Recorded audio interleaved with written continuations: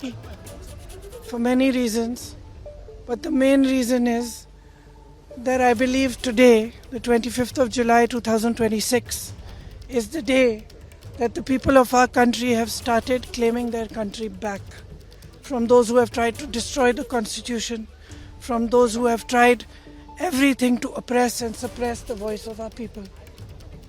I believe that this is a victory for the youth of India. I am so proud of each one of them who has gone and stood there. They have done it exactly in the way that Mahatma Gandhi taught us. They have done it non-violently. Pellet guns were fired at them. Tear gas was fired at them. They were beaten with lathis. They had injuries, serious injuries, but they did not bend. The government had to bend to their will. And that is a lesson for every ruler of this country from now to forever. You have to listen to the will of the people. In this country, this is a democracy. The will of the people is paramount. There is nothing above it.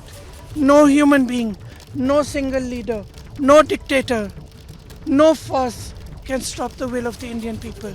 Today this has been proved by our students, by our young people. And they have stood there regardless, everywhere, not just in Delhi, across India.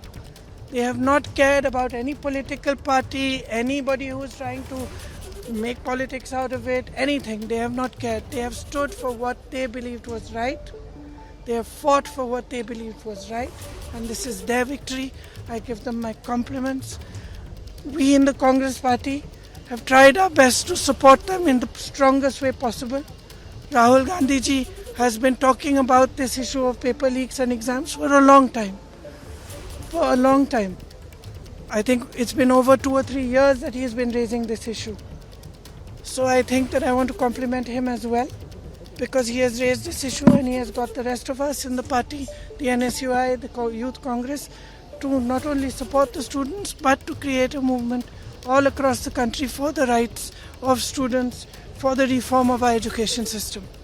So now, I think this is the beginning, but I am really, really happy. I got a little bit emotional when I heard this news, because many times in these last 10 or 12 years, I have thought to myself, when are our young people going to wake up? Look what is being done to our country.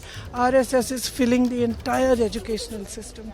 Every post, every vice chancellor, the ideology of our forefathers has been broken down.